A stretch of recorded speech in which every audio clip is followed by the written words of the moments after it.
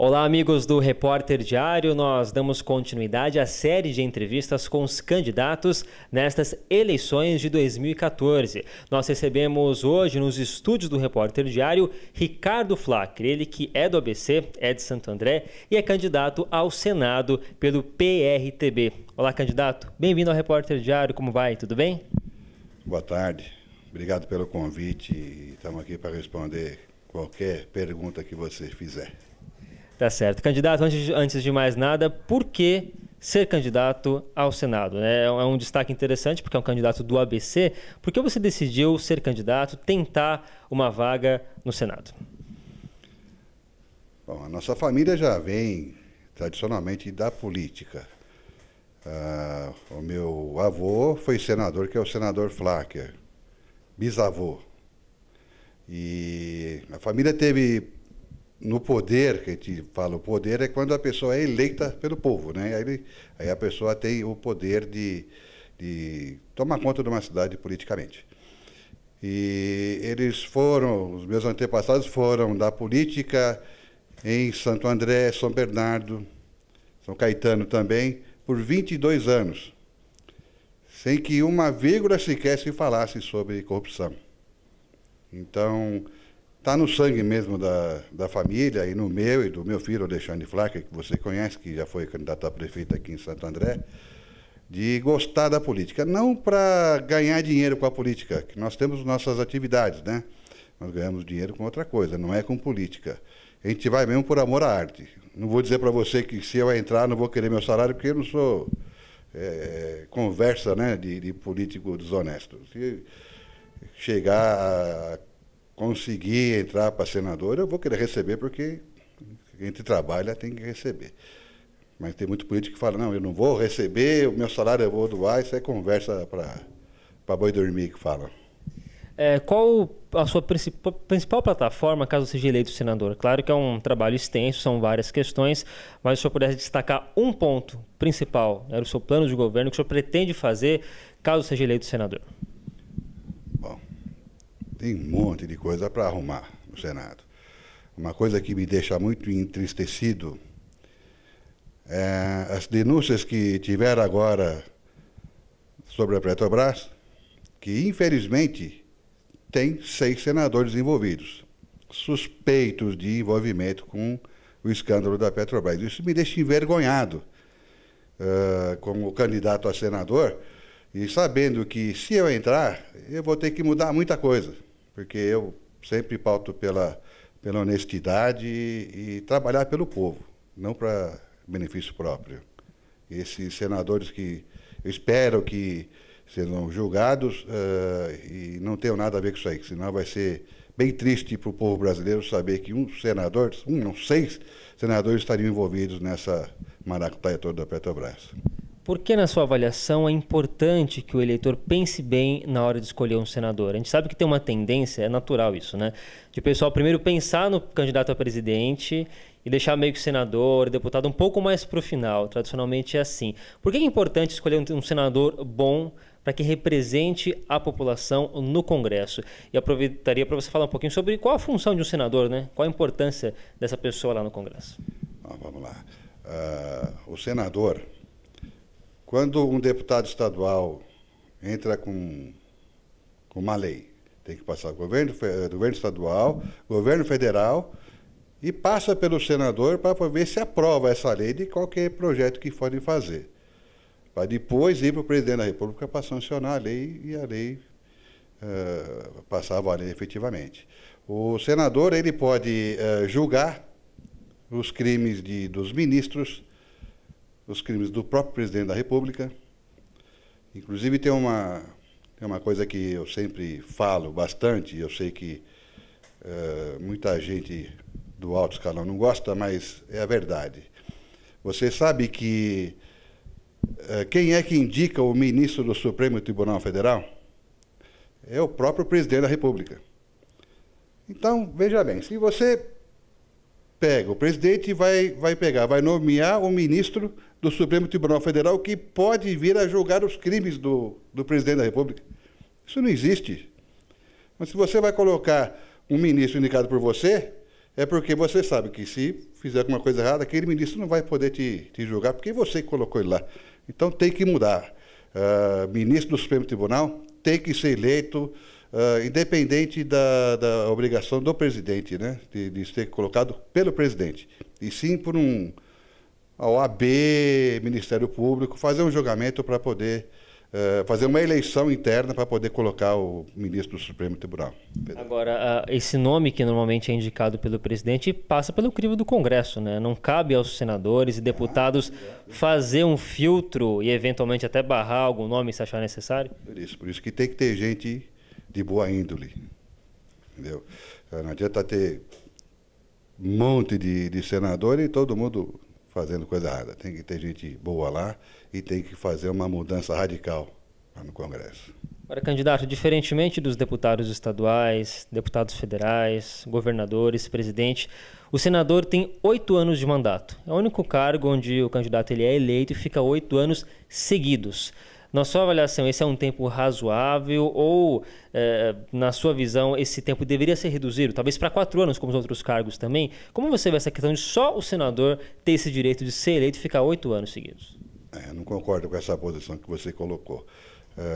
Eu acho que tem que fazer assim. Começa como vereador, no máximo 8 anos. Depois ele vai para deputado estadual, no máximo 8 anos. Deputado federal, máximo 8 anos. E senador, máximo 8 anos, como presidente. Então ele vai ter uma carreira política até chegar a senador. Acabou os 8 anos dele de senador, ele tem que se aposentar. O Suplicy está lá há 24 anos. Sabe?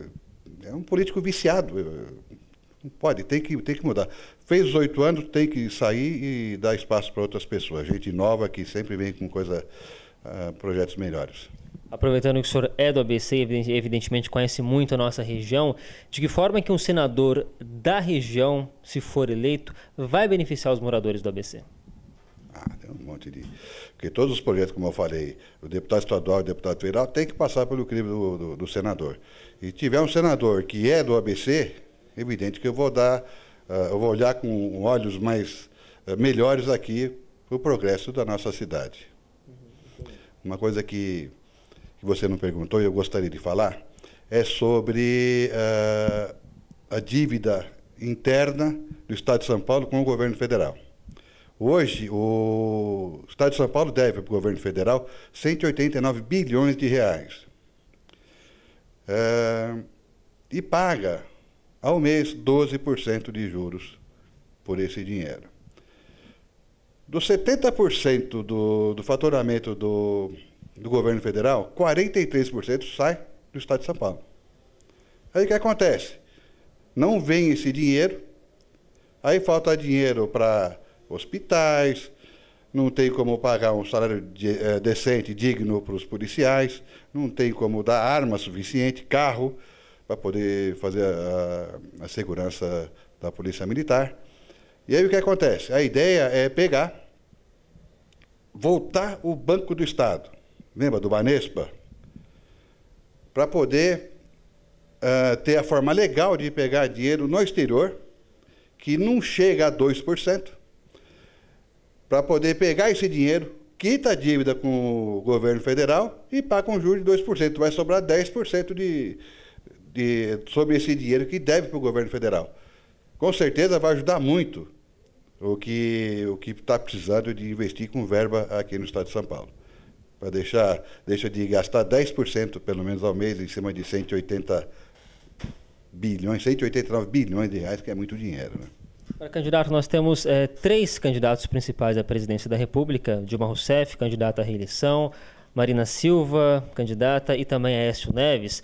Vamos ficar um pouco mais focados nas 2 principais, né? Já considerando que as chances de Aécio, pelo menos o que as pesquisas indicam, são um pouco menores essas chances. No caso de uma eleição de Marina ou Dilma, qual seria o posicionamento do PRTB no Senado, se o senhor for eleito? O senhor seria, por exemplo, oposição a Marina ou a Dilma, ou apoiaria a Marina ou Dilma? Já dá para saber de antemão que posicionamento seria esse do partido? É muito complicado, né? Porque com o PT está essa desgraça toda que está o país. Com o PIB é quase 1% a menos que deu agora, isso é recessão. E a Dilma fala que não existe recessão. Muito pelo contrário, vai vir o ano que vem pode preparar que muita gente vai ter que trabalhar dia e noite para poder sobreviver. A Marina, ninguém sabe qual é o projeto dela, cada hora ela fala uma coisa. Ainda nós não temos uma posição definida no que vai fazer. Vamos deixar um pouco mais para frente para poder estudar com o nosso presidente, que é o Levi Fidelis, para a gente ter uma reunião, o presidente Levi Fidelis e o governador, o candidato governador, o Siglione, que já esteve aqui no seu programa, para poder definir, mas a gente tem que saber direito o que a Marina vai fazer. O PT a gente já sabe, não vai fazer nada. Vai continuar a mesma porcaria que está. Aproveitar para abordar um outro tema que foi inclusive discutido bastante no Senado recentemente, que é a redução da maioridade penal, né? Há alguns projetos aí que são discutidos. Há quem seja totalmente contra a redução, há quem seja a favor de uma redução da maioridade penal, e tem um projeto que recentemente estava sendo discutido no Senado de aumentar o tempo de internação, que não seria uma redução de maioridade, mas um aumento do tempo em que o menor ficaria internado. Caso esse projeto ande no Senado, o senhor, como senador, como votaria? Seria a favor da redução? Seria a favor, talvez, da extensão desse tempo de internação? Qual é o seu posicionamento a respeito? Olha, eu gostaria muito de passar para 15 anos de idade a redução da maioridade penal. Nem 16 é o que é mais comum, né? Seria o 15 ideal. Tem muita criança de 14 anos aí já matando gente aí na rua. Se envolve com droga, fica maluco e vai roubar e assim por diante. Só que aí tem que mexer com a Constituição e é muito complicado. O que poderia fazer é aumentar o tempo de internação desses menores infratores para pelo menos 8 anos.